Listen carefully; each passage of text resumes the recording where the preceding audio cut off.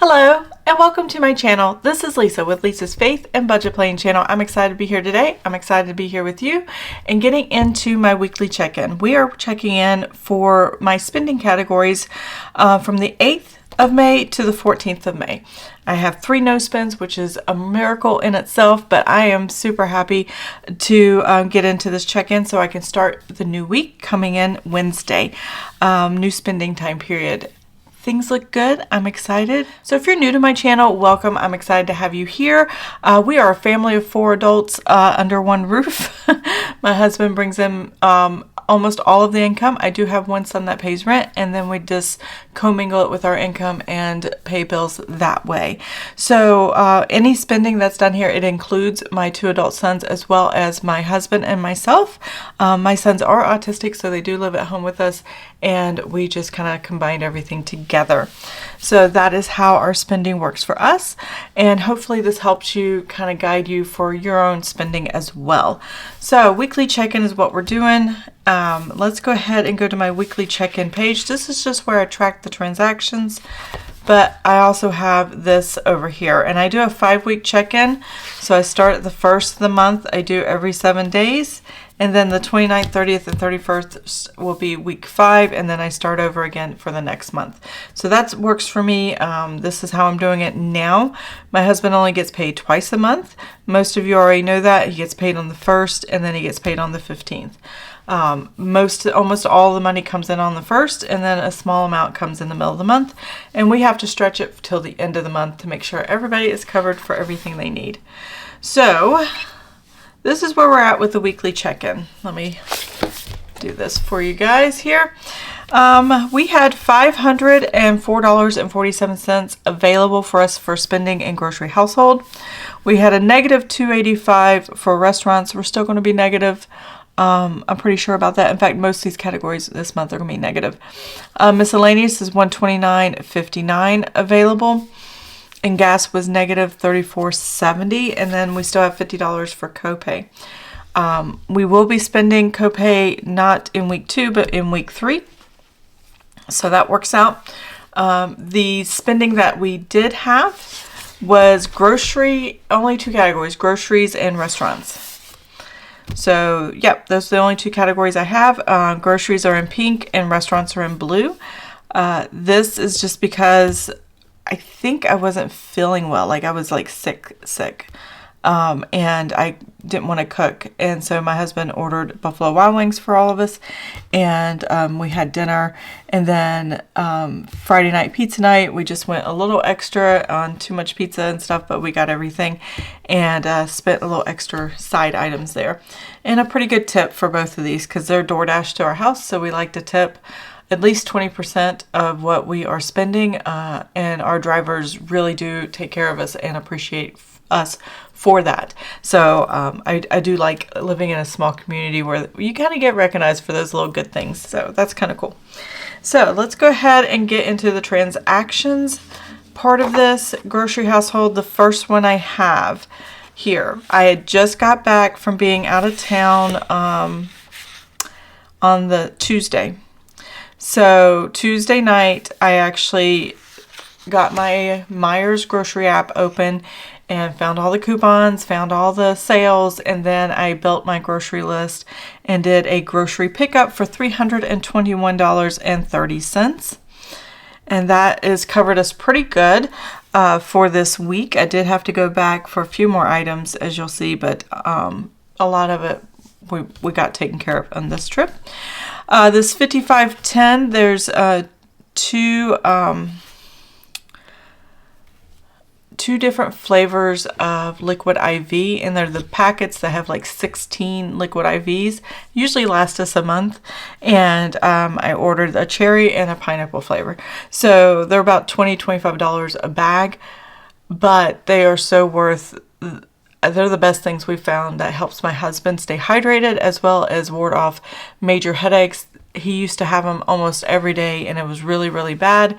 Now he has them less frequently, maybe once a month or twice a month.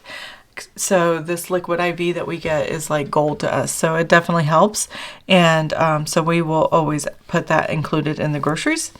And then I forgot I ordered this. I didn't go back and check my app and then ordered them again. So we're going to have double stock, and it's fine. They'll get drunk eventually.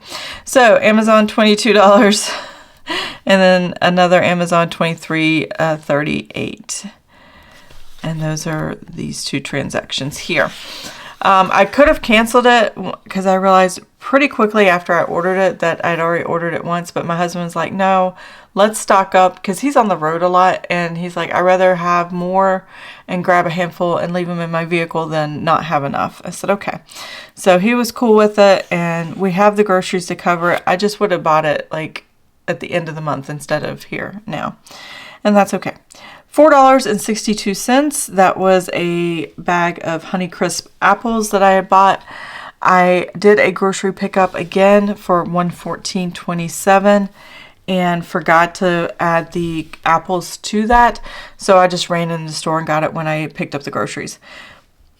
Now the $114.27 was just odds and ends stuff. I was making an Asian dish, and some of the things I got were like ginger and garlic and stuff like that to put into the Asian dish. I don't readily keep it on hand, so I had to buy some of that. I thought I didn't have any sesame oil. I actually did, but I know I'll make this recipe again, and I've used a good amount of the other bottle, so I just had it in a different place and couldn't find it. So, what else did I buy in this? Milk and regular stuff that we normally have. So that's what that grocery run was for. And then I have two restaurants here. Buffalo Wild Wings. Again, I wasn't feeling well that day, so my husband took care of dinner, and that's how he takes care of dinner. And then 7121, we bought extra like wings and cheese sticks and stuff like that. I made a party, I guess. We had a good evening that night, and ordered Papa John's and had delivery. So that is that. So now I need to total these two up and find out how much we spent in these categories.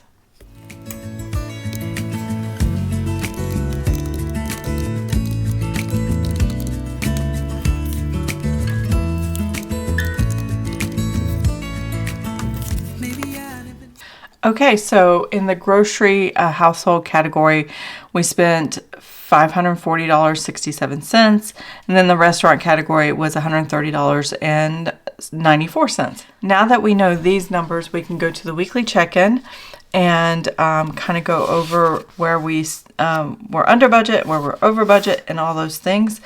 We did, like I said before, 0 for miscellaneous, 0 for gas, and 0 for copay. I do have 2 bills here, but we'll come back to that in just a minute.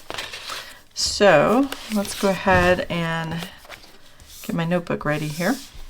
All right, so we are definitely over in grocery household. Again, I probably should pay more attention to the liquid IV that I bought twice, because that's pretty much $50 right there. So I would have been under budget, but I'm just borrowing from week 3 to week 4. Now with our family, my husband gets most of his money on the first of the month. So every penny we need for the entire month in our spending categories comes at the first of the month. So the cash is already sitting in our checking account, and it just sits there and waits for me to pay the credit card. All the spending goes on the credit card, because a lot of the spending is done online or through grocery apps and things like that. So I just prefer the credit card, take the hit, and then I just pay it off every week. And I will show you a bank statement that shows where I pay it off every week after I do all this. So I just borrowed from this week, and it covers for next week. So you'll see that in just a second. Again, over budget and eating out, we're adding $130.94 to that. I did lower both grocery household and restaurants the category amount that I was going to use for this month. Normally it's $100 or $200 higher. I don't think I'm going to be able to keep it under like I planned this month, but we'll have plenty in the buffer, the checking account, to cover the difference, and it'll be fine. So I'll show you that in a little bit. So 0, 0, 0, and 0. Thankfully, there's no unbudgeted this week. So the new balance here we have, let's move this out of the way. For grocery household is 504.47 minus the 540.67, giving us a negative of $36.20. Again, the cash was sitting there, so I could pay this overage, but it takes away from next week's budget, and that's fine. I just borrowed a little from next week, a little too early. There we go.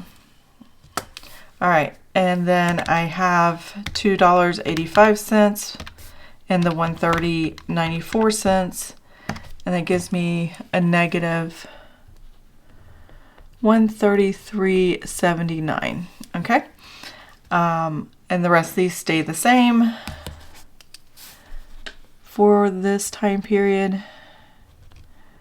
$129.59, $50, $0, and then this negative $34.70. Now I've got a half tank gas, so I'm still good. I probably won't get it until week 4, another tank of gas, so I should be good to go there. All right, now I need to figure out how much we're going to start our new balances for week 3 are. So I have listed here what I planned for each week, and I'm going to use these numbers here to show you what the new balance is going into the new week. See, there's week 3 right here. So week 3, I have $350 I planned for the week, but I overspent, so I have to subtract the $36.20, giving me a new balance of $313.80. So I need to pay attention to that.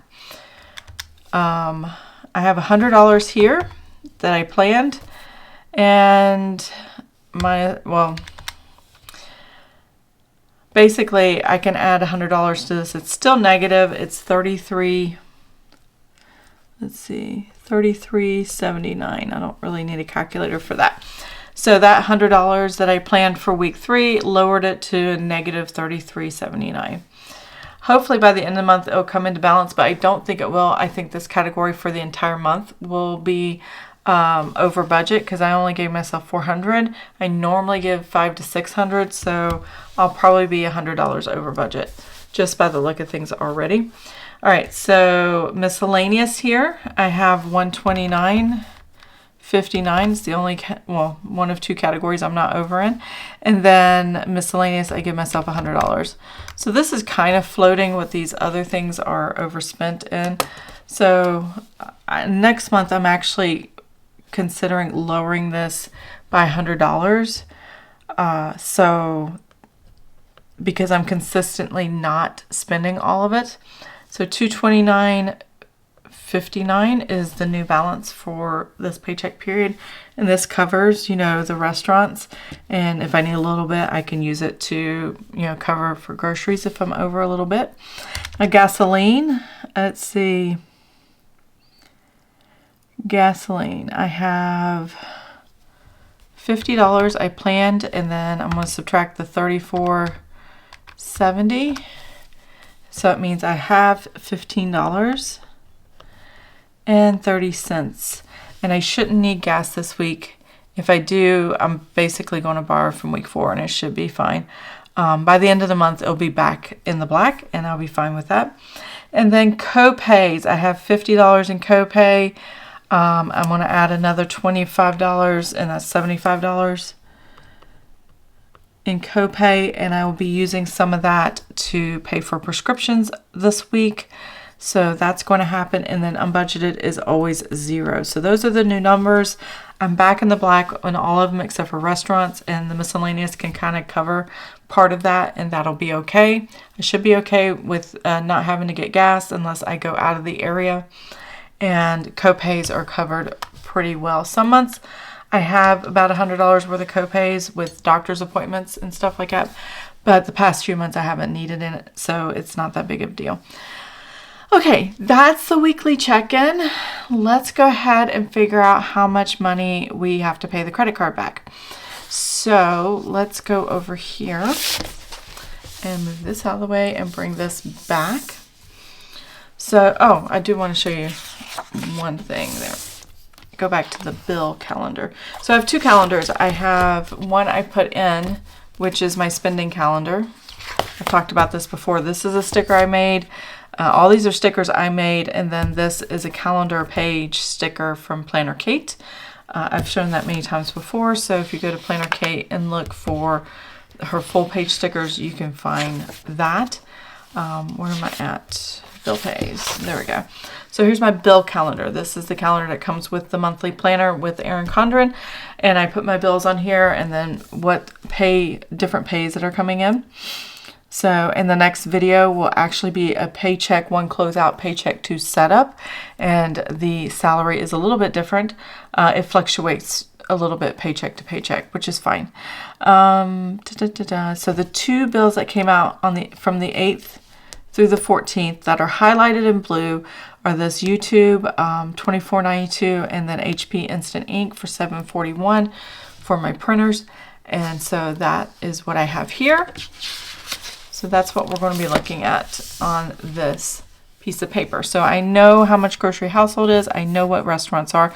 So let's total the two bills. It's not very bill heavy this time around, but that's okay. I don't mind that. So $24.92 plus the $7.41. And the reason I include that is these particular bills actually go onto the credit card. So I have certain things that come directly out of the checking account, but then I have other things that go directly to the credit card.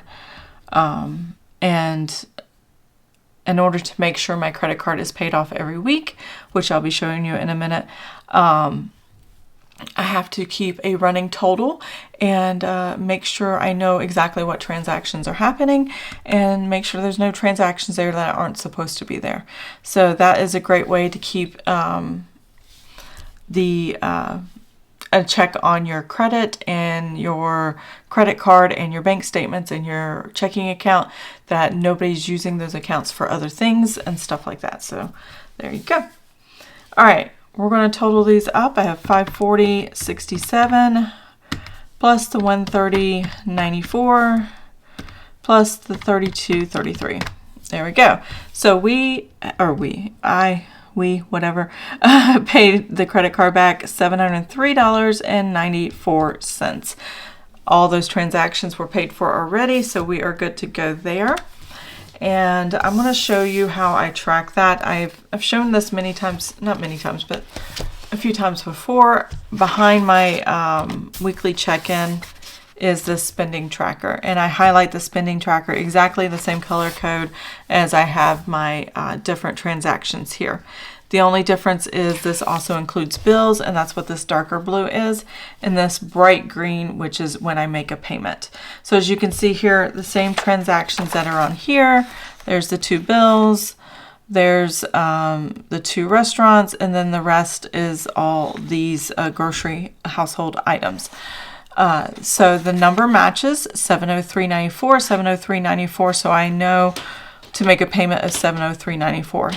Okay, so now I've shown you this is how I track, and it's literally just tracking a credit card, every transaction on your credit card, and handwriting it out. Why would I handwrite it out if it's already printed somewhere else? It is forcing my brain to remember how much of a balance I have on my credit card, and it makes it give that panic feel when the credit card gets to a certain number. When it starts to say 22,800 and stuff like that, when I start to get over $1,000 in debt, I really start panicking, or I feel this desperate need to actually pay it, because I have had almost a $24,000 balance on this particular card for 15 years and paid, $30,000 to $40,000 worth of interest payments over the 15 years, which you can almost buy a car with nowadays. And to get it to this point, it's taken me the last 4 or 5 years to get this far. So I never want to go back to that again. So So I'm going to show you my actual statement. I've whited out any pertinent information, but I have this statement here. So here's the first page of it and the second page. So see if I can get them side by side.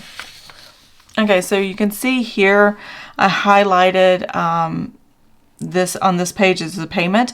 It was my last payment before this one. It was $1,551.95. So if you check out week 1 of the weekly check-in, you'll see that. Even though it gave a credit balance here, some transactions hadn't cleared. These were pending from here to here. But you can see right here where it went to 0. So that meant I brought my credit card back to 0 and I didn't owe anything anymore. And then you can see the first bill payment, which was at $24.92, YouTube, and then Instant Ink, $7.41, and then all the groceries, the 2 restaurants, and then I had two of my groceries were still pending over here. So let's pull this here, and if I take this information, the current balance, and the total of the pending balance, that just means it hasn't completely processed through the 2 banking systems from where it's coming from, where it's going, and all of that. Once that process is complete, then it's a complete charge. So until that point, it's just pending. So I have 2 transactions down here that are still pending. So that's $118.89, and then I had several that were completed, and that was $585.05. And bingo, I have the same number as what I had here when I did pay back the credit card, the $703.94. So that is how I literally keep my credit card paid off. Is I go to the bank, I look at my bank statement, I look at my account and see what charges have posted and what charges haven't posted, and is anything pending. What is the total I need to send over? Now, luckily, I can send money over and make the payment even though not all the transactions have cleared. Not always can you make a payment knowing the exact number when they're pending. For like Walmart, for instance, it has a lengthy time period that they put a hold on your credit card if you're doing like a grocery pickup or something, and then maybe a price changed, or you got meat and it fluctuates a little bit in price, or they didn't have something in stock. You can't really count it until you know the exact figure. So usually when it's something like that, I wait, but luckily this exact figure is exactly what I paid, and even though it's pending, I know it's going to process exactly that number. So you have to pay attention to those little things. But other than that, paying off your credit card every week, as long as you have the cash, and the card is originally paid off before you start using it this way, it's very easy to keep up with. You just have to do your due diligence and take some time to look at it pretty much daily, every other day. I wouldn't go more than once a week, but I do pay it once a week. I don't pay it every day. So that's what I have here. And that's my weekly check-in. So I hope you enjoyed the video. If you did, please give it a thumbs up. If you want to see more of my videos, please subscribe to the channel, and I'll see you guys next time. Have an amazing and blessed day. Bye. Looking back, I can see it's all clear. I'm still a kid trying to act like they all taught me, but nothing makes sense anymore.